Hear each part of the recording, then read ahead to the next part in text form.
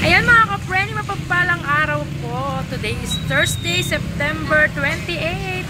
At ngayon ay mag-start kami. Nadagdagan yung aming paninda ng inihaw, ihaw-ihaw, barbecue. Ito nga po, natapat pa na ang lakas ng ulan. Ayan, ngayon pa lang po kami mag-umpisa at nagpapabaga na nga si Daddy Bird. Ililipat po yan dito. At sa ngayon, marami na akong customer na mga hindi naman na-invite pero pumunta. Ayan, takpan natin dahil marami na agad dumating na customer. Langaw. Ayan, meron tayong lahat ng klase, tigko konti. Ayan, sige po. Ayan na nga mga ka-frenny, nag-umpisa na tayong mag-ihaw at tatlong stick na po ako. Isang leeg, dalawang dugo. Diba? Ayan.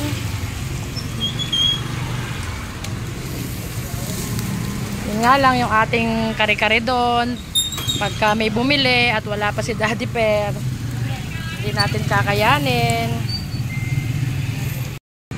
Ayan mga ka-frenny, medyo napahinga ng kaunti dahil nagkasabay-sabay po yung kawali, lechong kawali, at yung ating inihaw. So far, ito na lang po ang ating natitira. Wait, papakita ko po sa inyo. Pero, ang oras po natin ay ano pa? 8:10. 8:10, ito po ang natitira ng ating paninda. Ayan, andyan pa rin yung ating isang inasal at isang grilled liempo. Ito na lang po yung ating barbecue. Kaya thank you Lord. Ayan, yan na lang po yung ating barbecue. Shout out. Ayan po. At ayan ang ating mga supporter na hindi, na kahit ano ang itinda natin, mapasisig. Ayan, sa plagana na kumain. Yan na yun. Yung isa sa labangan. Sa labangan. Wow, may isda siya. Yeah, may isda. Ayan, yan ang buhay ng aming mga tindera dito. Kanya-kanya ano. Yung isa sa timba. Sa lagayan ng ano. Kanya-kanyang diskarte para cowboy lang tayo. Ayan. At si Daddy Per. Oh. At syempre meron din tayong mga supporter doon sa banda doon. Ayan, update tayo mga ka-frenny. Nabili na yung ating inasal na inano natin kanina. Ito na lang po yung ating natitira. 2, 4, 6, 7. Ayan, nakakakalahati na tayo kasi 15 pieces po yan. Yan na lang. At time check tayo, 8:30.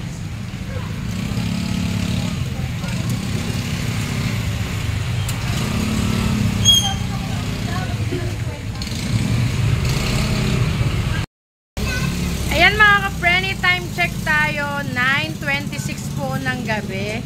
At yung ating crispy kare-kare at saka crispy lechon kawali ay sold out na po. Pero yung ating barbecue, ihaw-ihaw dito, ay meron pang 2, 4, 6, 7, 8, 9. Meron pa pong 9 na stick na 9 na tuhog. Ayan po. At syempre, inuubos na lang po namin. Total, medyo maaga pa naman. Tsaka wala namang pasok yung aming mga anak. Ayan, pahinga-pahinga. Ayan, siguro po itong ating vlog ay medyo short lang dahil ang binlog ko lang po ay yung ating opening ng ating barbecue. Ayan, mamaya pagdating sa bahay, update ko po kayo. Ayan na mga ka-frenny, sarado na po yung ating tindahan at salamat sa Diyos dahil nakaubos tayo ng lechong kawali, crispy kare-kare at kahit isang stick po ng barbecue ay walang natira. O, iwanan ko na yung aking classmate. Sarado na rin ang pizza, ang mani. Ayan, walking distance lang naman po yung bahay namin. Kaya, ayun, sila Daddy Ver ay ando na, naghakot na sila. At pauwi na nga po. Ayan, mga Muslim naman yan. Nagre-renovate sila ng kanilang store.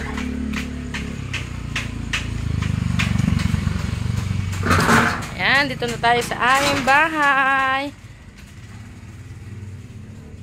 Ay, nagkalat ang aming aso. Hoy, nagkalat ka? Knock. Ayan, dito na po tayo. Magpapaalam na po ako sa inyo. Ayan mga ka-Frenny, tayo ay magko-close na ng ating vlog. Nandito na po ako sa aming kwarto. At kung ako po ay sa tingin nyo nakapikit dyan, pero hindi po ako nakapikit. Talagang maliit lang yung aking mata. Singkit at tapos pag walang salamin ay medyo napipikit. Ayan, muli po magpapaalam na po ako. Maraming salamat muli sa panonood at pasensya na po at madalang mag-upload kasi wala namang masyadong ma-content at syempre busy din po sa ating pangkabuhayan. Ayan. Muli po ang sinasabi ni Frenny Vlogs. Be a blessing to others. Spread the good vibes. Pray every day. Please like, share, comment, and subscribe my YouTube channel, my FB page, Frenny Vlogs and Lenny Specialist. Yan. Ang lit-lit ang tao kasi. Bye-bye. Ingat po. God